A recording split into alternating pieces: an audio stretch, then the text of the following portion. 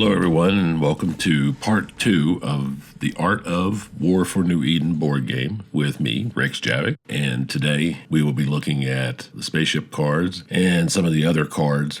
Unlike part 1, which if you missed it, I'll put the link in the description. Unlike the concept for the core box, the spaceship card design process went a little bit smoother, a little bit less on the conceptual side and more on, when we started working on the cards, we had no idea how many cards there would be in the game.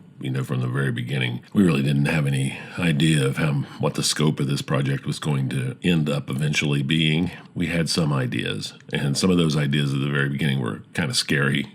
I'll talk a little bit more about that as we move along. To get this started, I just wanted to say thanks to everyone who was involved in this project at Titan-Forge and at CCP Games.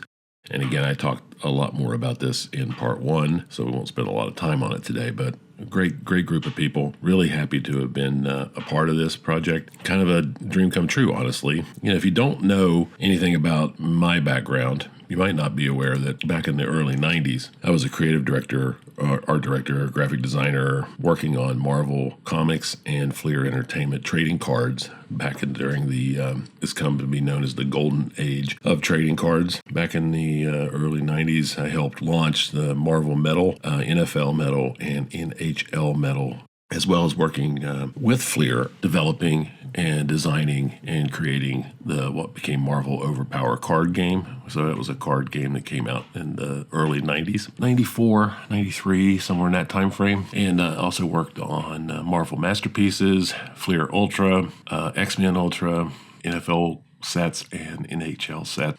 Basically designed fronts, backs, packaging, booster card packs, pretty much everything for those years that I worked on the account. So my background in card design, a little unusual, so that benefit when we were working on the cards. These are some of the early concepts that I designed. So what did we know when we first started working on the game? Not much. We knew there was going to be a hex-based game that would include models, and that it would include, it was based in EVE Online, and then it was going to include a lot of spaceships. Not exactly sure what the cards were going to all be at the beginning. So you have to, from the very beginning, have to kind of know where you're going in order to kind of plan how you're going to get there. How much time do we have, and how many cards do we have to do? From my background in working in the graphic design studios and in advertising agencies and planning, understanding what the scope of a project is, and then understanding, what kind of demand on time it's going to be, many cards a day I'm going to have to do in order to reach that goal. It can be quite intimidating, but that's where we started. We had timelines in mind from the very beginning. As more information became available to us, then, we started laying out timelines and plans and things like that. So that did, ultimately impact how I would approach designing these. These are some of the early, I don't believe these are all of the early designs, but these kind of represent directions that I initially laid down. Again, we had no idea how many attributes were going to be on each card, or if there was going to be any copy. Originally, we had thought that perhaps these would be more like traditional types of trading cards, where you have all the important information, art, and maybe attributes on the front, and then maybe on the back of the card would be detailed information, maybe a paragraph or two about the ship, detailed attributes. Kind of like you would see on a sports card, for football or baseball. You have a picture of the athlete and the athlete's name on the front, usually, and that's about it. Maybe some pertinent data, like 2-time MVP or something. And then on the back, you'd have a biograph, maybe a paragraph or two, and then career stats, at least from the last few years, if not from the entire career. So really didn't know any of that at the time. But one of the things that came out of this that we really liked the direction of was the idea of the fitting window. I definitely brought to the table because of playing EVE so long, understanding that when you're in the game, where you see your spaceship is when you're fitting it and in the fitting window and an environment that we're all comfortable with. And you can see here too that we even, for a moment, thought there might be verticals and horizontals.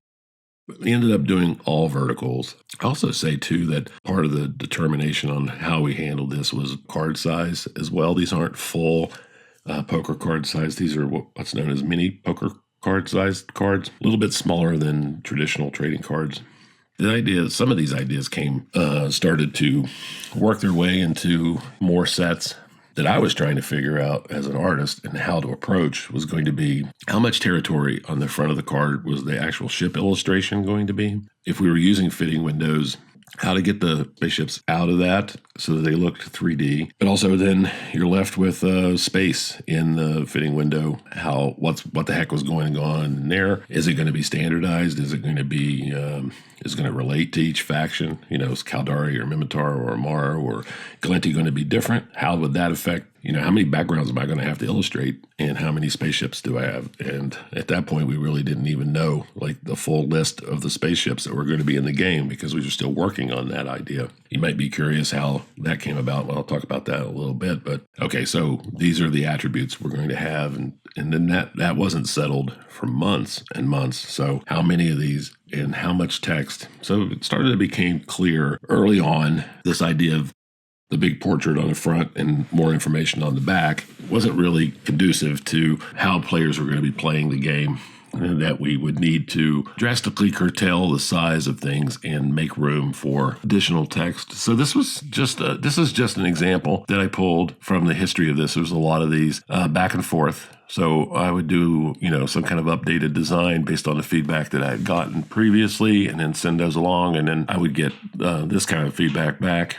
As helpful for team at Titan-Forge as it was for me, because they started seeing it in real life. It's one thing to, hey, we need to do this and this and this for the game mechanics, but then how does that actually translate into what it looks like? And then, once you start seeing it, you're like, oh, okay, that's what it looks like, and that's why we can't have 17 of these attributes, and how does that translate? So, sometimes it would be not even a full comp that I would do, or send them more about wireframes. How much copy could I get into it if the circle took up this much of the card face? Where did the attributes go? Did they, originally were thinking, off to the side there, or, were they break off panels, that was a design thing that I really, really liked. So that process really started to yield some great results. So once we nailed the direction, to find a place where it really started to make sense, what I call the master wireframe that I designed and drew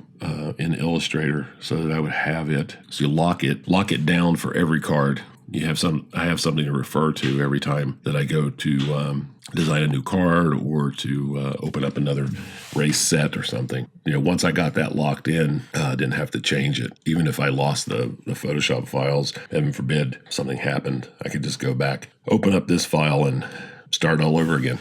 Really started to think about these things. I think at this point, we're still looking at, what's the background of each card? How's that going to work faction-wise? What are the color schemes and things that were going to be used? What's going on in the void? I think in this card that you're looking at now, these two, that's still, I think actually that, I don't even think that's a Caracal. I think that's a Cerberus, if I'm not mistaken. That's probably something left over from somewhere in a library that I was using. Pretty much the final card, really. That's about the amount of text. Someone the other day was asking me about these, the blueprints, the little drawing of the ship over in the corner there. And how that came about was for non-EVE players and for EVE players.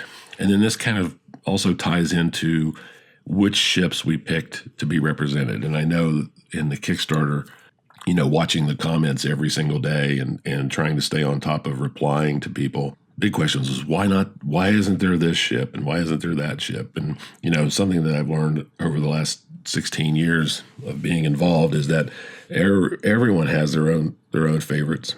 We all do. That we had to eventually, get down to deciding was, okay, so variety. Variety was important. You don't want to multiple models of the same ship. The difference between an Ishtar and a Vexor and a Vexor Navy. Survivability. So, a lot of EVE ships have, dangly bits and things that hang out and can get bent or broken. We also had to consider shipping. How is this going to survive using all that criteria? And then also tiers, so interceptor, cruiser, battleship, marauders. So what are the categories of them going to be as well? So that's really where that came from. And that gave us our final list. And this is all of the spaceship cards for the board game. So you can see faction color backgrounds. That's a lot of work. It's a lot of illustration created specifically for the board game. All the spaceship art, all the line drawings. As far as the backgrounds go, we wanted to keep them simple so that they didn't conflict with the spaceships themselves. So it's mostly nebulas, flares, engine trails, light sources, things like that. Really, really pleased with all the illustrations and the work on these, keeping them as big as humanly possible while still having enough space for all the information. Really pleased with how the design. It's very dynamic. Really, really happy with it. I hope everybody enjoys them and loves them as much as I do when you get your hands on the game, because I think they're pretty awesome. Something that you don't get to see very often. I called it the depository because it's a single Illustrator file with double exclamation points on the word depository. So it would sit in the folder at the top. Every scrap of anything that I drew or designed for the cards ultimately got dumped in here. It had its own file, of course, but it also got dumped in here so that I could, if I wanted to, just look at all of it at once. It helps me. Two things it helps me with. It helps me with, in case a file gets corrupted, there's always a place where it's at. And this file is also backed up on 2 hard drives, different hard drives at all times. Each time I updated it and saved it, I would do that on 2 drives, which is pretty normal. The individual files, if they got corrupted, they were also backed up, but you never know. Actually, it did happen once, just once. I don't remember which file it was. Individual file got corrupted. Depository ended up saving it, and that's great. That's why you do it. So anyway, that's just a dumb little thing, but you can see all the graphics and all the icons and all of it. Not all of this got used. We also did, and Titan-Forge did, I'd send them files and then they would have them printed in various ways. See what started color-wise. How were the original files coming out? How are faction colors holding up while being consistent with the color and also across all the different cards? Because there's not just spaceship cards. There's also faction development cards, mission cards, event cards, and strategy cards. We want to make sure that the racial colors that we were using were consistent as much as possible across all of those, more desaturated or more saturated, or how is that going to go? So this was a key part of the development process as well. And I'm going to show you how spaceship card comes together. I'm going to use the Minotaur Panther card as an example because it's one of my favorites. So this is just pure background. This is a Photoshop texture that I created. It's so easy doing these. This is basically faction color. I start with just a field of Minotaur red, and then I just start beating the hell out of it, honestly. There's a lot of some custom brushes in here. I have a bunch of custom grunge brushes that I've developed over the years for scratches. And then I also have a bunch of grunge brushes that I've created. And so what's a grunge brush? Rixx, let me explain. Have you ever stained a napkin? Found a piece of paper that had an imprint on it from shipping? Any number of things. I find these all the time in my life, and I save them. A lot of times I will come home and scan those in to Photoshop and play around with them a little bit. Use them as custom brushes. I call them grunge brushes because they're just basically crap. Scratches, tea stains, coffee stains, things like that. It's pretty goofy, but it works out really well. You might even recognize down here in the left-hand corner, there's like a darker area. That's a really classic one of mine that I love. It's a coffee stain off of a napkin. So use those in combinations of opacity and rotation and other things, and they can really give some good work for you. That's basically it, and I drew some techno stuff from that depository and threw those into the background too to give it just a hint. And you'll see that they kind of disappear as we go along, but just basically adding the shape of the fitting window and the window for the nebula. I do believe that is a final piece of art for the nebula. Oh, speaking of those, before I move on, I'll go ahead and move on. And that's just, that's right there is the base version of the fitting window graphic added. And also there's an inner color that's called the faction line. That's pure Minotaur red. And then a complementary color on the outside, which in this case is orange. So just to give it a little bit of a color highlight to the outside of the fitting window. And then overhead.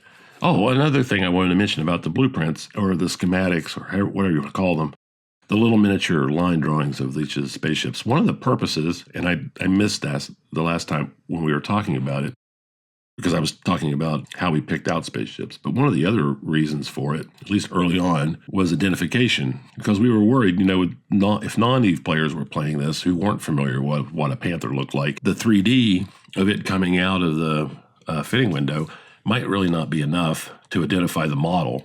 And most of the time, you're going to see the models from above. So the idea was that these little schematics in the corners would help identify the models that went with the cards. So I think that's a pretty cool thing, and maybe it does. Hopefully, it does help.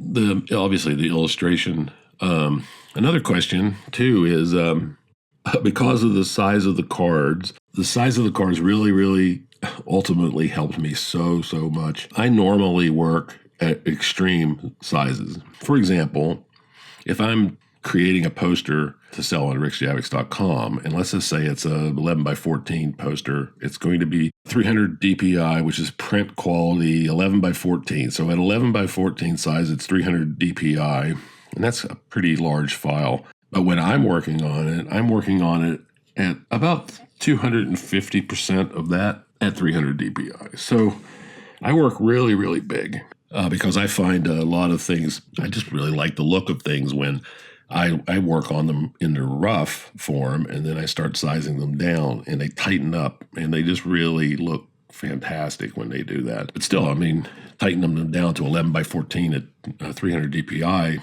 it's still a big file, still a big image. But in this case, since these were mini poker cards, the size I was working at originally was actually 4 times size, but we're still only talking about I can't remember exact dimensions, but I'm thinking we're talking about like 5 by 8, even though the cards are millimeters and European metrics over here in America. I still think of it as inches. So I did work in metrics for these files, but I don't remember. So it's about 5 by 8. So that really helped a lot for me because working with big files like that is very, it's not so much anymore, but it's still cumbersome. It takes up a lot of space. It takes a while to open and close and save and all that. It did help speed up the process a little bit. It also didn't have to worry so much about details and things that were all the details that could or get there. But again, if I miss a light or a vent or something, it's not going to be the end of the world. I don't think I did. But one of the most important things for this part to help it really sell the 3D effect was the shadow under it coming out of all the cards have those, I believe. Basically, the Mimitar logo, some flares, and some lighting, and some mood. Everybody's different on the ships, but I wanted something that would help. Again, dark on the bottom, light on the top. It's not rocket science here. It's basic art and how we approach things, but that's really pretty. And then throw some flares onto the lights, just really jazz things up as much as possible and get the attributes and all the graphics on there. And then you've got a really sexy looking piece of card art, in my opinion. So whether you agree or not, I hope you do. And I hope these look really fantastic when they get in your hands. So all those schematics were hand drawn. That's all of them. You'll see there's a structure in here. It is not a spaceship card. I snuck it in there because it just makes it look better. But it's also a piece of, I did schematics of every single structure because we were going to be doing something else with them. But we ended up not doing that. But I ended up using that one in a card, which I may have here later. So I ended up turning those schematics into a nice poster that's for sale over at rixxjavix.com if you want to pick it up, but also a nice wallpaper. So that gets us through the spaceship cards. Now let's talk about the backs and what they look like. And again, it's the same thing, starting with some concepts for what a potential back of a card might look like. And again, wanted to keep them simple, keep them within the Eve universe so that they didn't look like they came from a different world. Looked at the old card game and some of the other elements, and I came up with this idea of these random metallic panels that were reflecting the nebula of the faction, and that's the one in the middle, and that's pretty much the backs. These are the back finals. Each one is creating metallic panels, a little bit of metallic in each one, a little bit of custom design based on the logo for the faction. So the Kaldari and the Minotaur have a little bit more of a round thing going on, and the Mar and the Glinty have their own, reflecting the art for the nebulas in each one. So I think really nice. I do believe the final version that appears in the game is a little bit different. Not the design part, but the graphics. I think we ended up adding some tops and bottoms to these. I think you'll see that when you get the card game. My part is, here's the art. Titan-Forge often takes that and then has to do some things to it as well. That is neither here nor there, because it makes perfect sense for them to do those final touches because of final art. The Havoc spaceships. So, the Havoc expansion added pirate faction to the game. And so that had to... those all had to be done as well. So this is the Angel lineup, the Cinnaball, the Draymule, the Kaziriel, the Macariel, and the Mechubal. And so the same things as before as the other cards. So again, schematics for each, and nebula backgrounds, mostly based in Zarzak. And so that was fun, because that Zarzak had just been launched, and so I had to get my sorry butt in there, get some references for it, and start doing that. And really happy with the way these turned out, especially the Kizriel and the Mechubal and the Cinnaball. I have struggled so many times to properly illustrate a Cinnaball, and really happy with the way that one turned out. And me and Draymules go way back, so I've done a million of those, but the new ships I like them a lot. And again, from a design standpoint, I have some complaints about certain ships here as far as gameplay goes, but we won't mention those right now because we're just talking about art. So really happy with the way these cards turned out. And then this is also, this is the Garista lineup. So Alligator, Gila, Mamba, Rattlesnake, and Worm. Really super happy. The Gila just always looks so good. It always turns out good. I love the again, purely from a design standpoint. Rattlesnake, though, and man, is that a challenging ship to get a proper angle and a proper look for. But man, it's an awesome ship. So that's where we ended up with those. They're pretty sexy. And I'm really looking forward to everybody getting these in their hands. I also did, because of the Titan expansion, I also did, each Titan comes with its own, kind of like a collector's card that comes in the package with the Titan expansion. So that's kind of a neat thing you might not have known about. Each of the Titans gets its own collector's card. These are a little bit oversized. I don't remember the final size on these. And it's just pure art with the name of the Titan on it. And really super happy with how these turned out. There's also one for the Azrael. That ship is a booger. It's a booger. And yeah, it about drove me crazy. It's got a lot of detail. It's a newer ship, so it's utilizing all the latest graphics. And wow, did CCP's art department just really knock it out of the park with this thing? I don't know if you've seen one in game yourself, or if you've seen a video of them in high definition or in 4K or something. But my God, the ship is insane. There's a lot of cheating going on in here. A lot of artists cheating, not cheating, but artistic cheating. There's a lot of Grimbly nodule stuff that's not really. It looks very detailed, but it isn't really. And so yeah, this is the production, which I think we used Miro. If you're curious, Miro. It's a whiteboard program that studios use to collaborate, and there's a bunch of them. And this is all the cards for the game.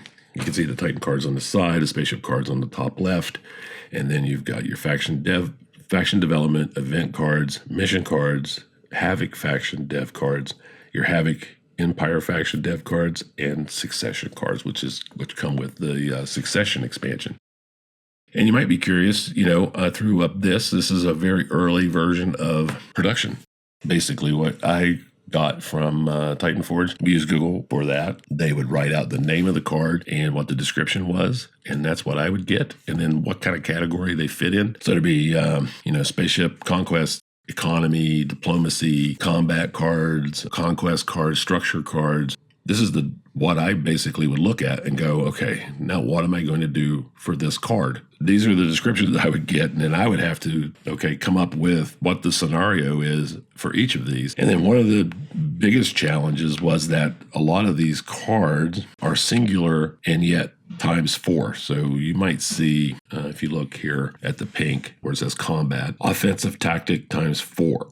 So what that means is that there's going to be one of those cards for each faction. So not only do I have to come up with a scenario for it, I have to also come up with a scenario that survives through each faction. For example, this is Sleipnir being attacked on Marships. When I do the Glinty version of this, it's a Glinty ship being attacked by somebody else. And then when I do a Mimitar, so there would be 4 versions of this one card. And that could be very challenging to come up with a thing that I would survive all 4. So you can't come up with 3 great ones and 1 crappy one. So these are some of the early concepts that design wise. So again, we had spaceship cards, but we also have to come up with other types of cards as well. So the first ones along the list were the faction development cards, and what are they going to look like? And I will tell you that they basically look like the last 3 here, or the last 2.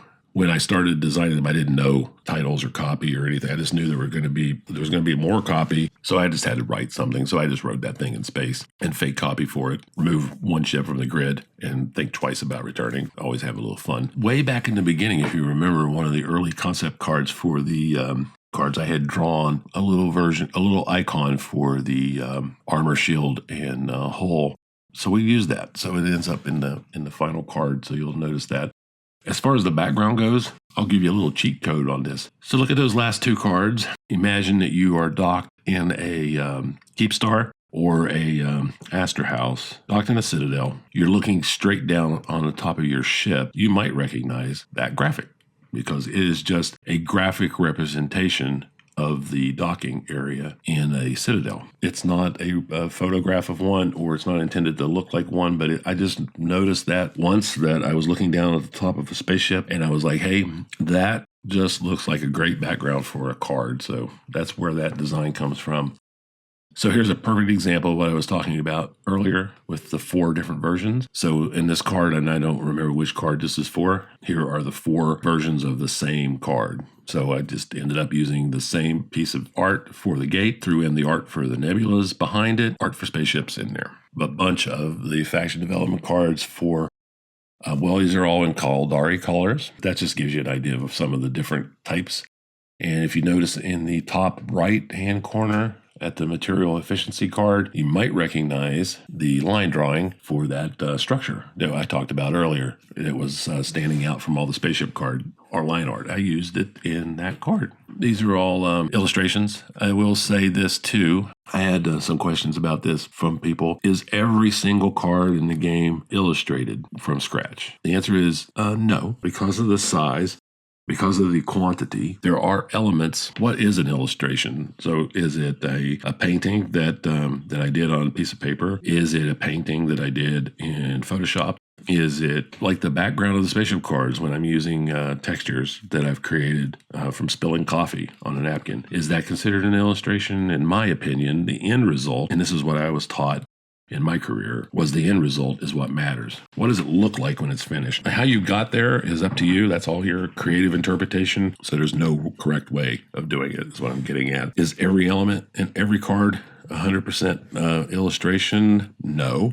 They are all illustrations in final form. Yeah, I had a lot of cards to do, and so there are some elements that are directly from the game that are screenshotted. I will say this, that every special effect that you see on any card is 100% painted by me. Explosions, lasers, engine trails, fire coming out of things, lighting, cannons, gun trails, all that stuff. All that I had to do. Almost all the spaceships, except for some things in the background, smaller things in the background, characters, either me or some of the artists at Titan-Forge did those. So yeah, it's pretty much all illustration.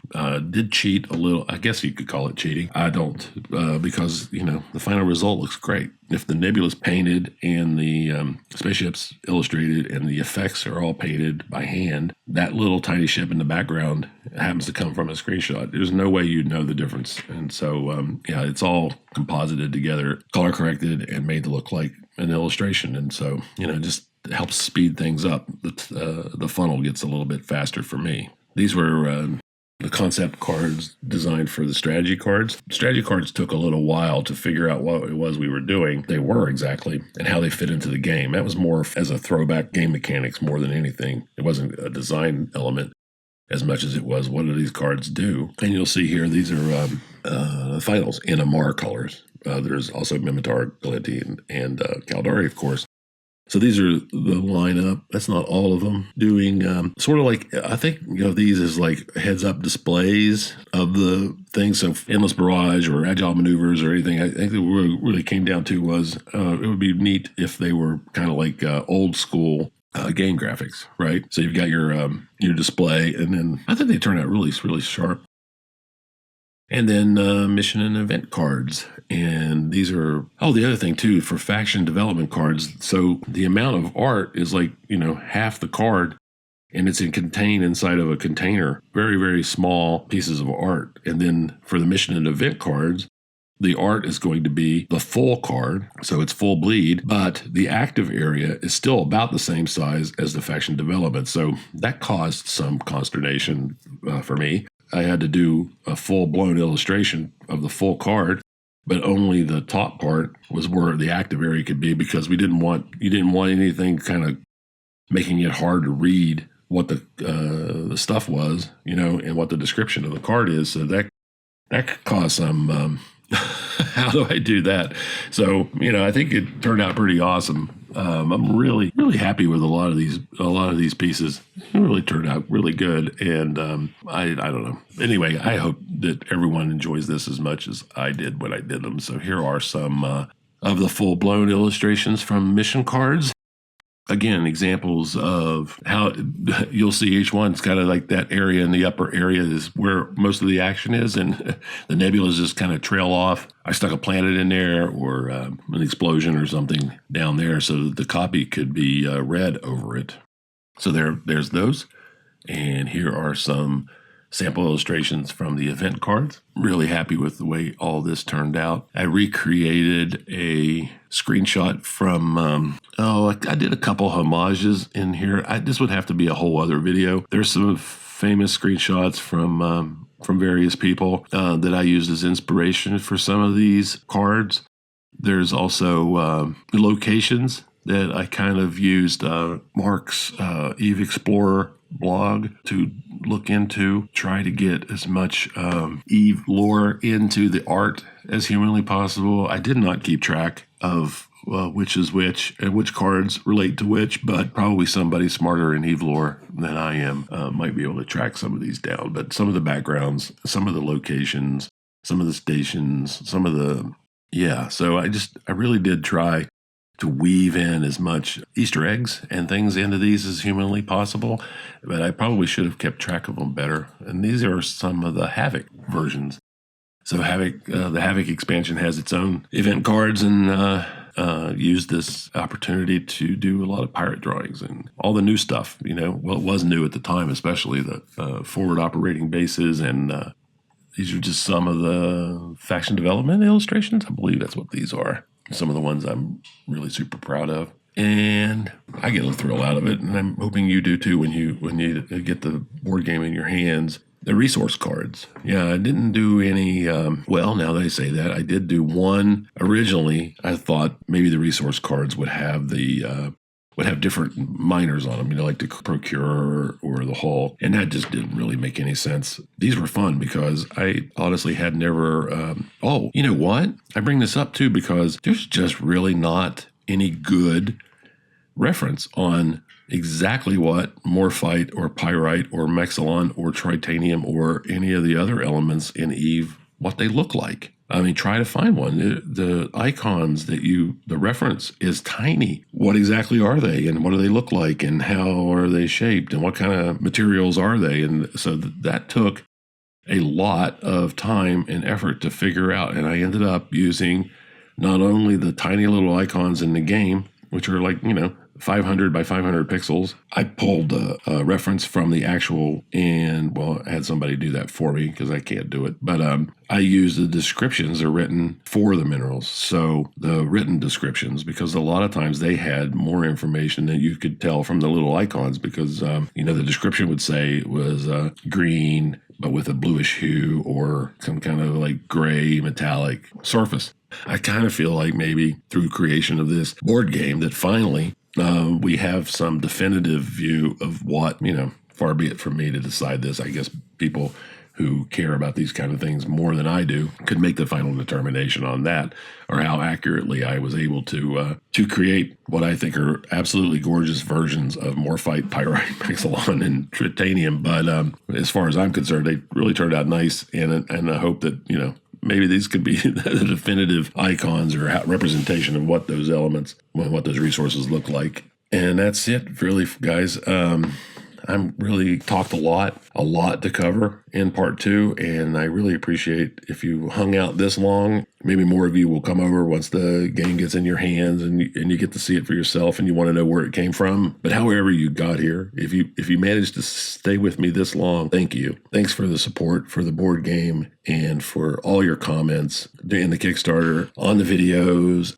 I'm really anxious. I know you are too, and I'm really anxious to get this thing in our hands and to start hearing feedback and comments, and how excited I am, and I hope you are too, to finally get to play it. And then we'll see you all at FanFest in May. I hope you enjoy. Please like and subscribe. And part 3 will be coming out soon. It will probably be much shorter. I'm going to cover the expansions, the Havoc expansions, Titan expansion, and the other expansion, and all the rest of the design things that are sort of left over that we haven't talked about yet. So that'll be kind of a wrap up to this series, and it'll be the final one for it. And I look forward to it, and I hope to talk to you then. Take care.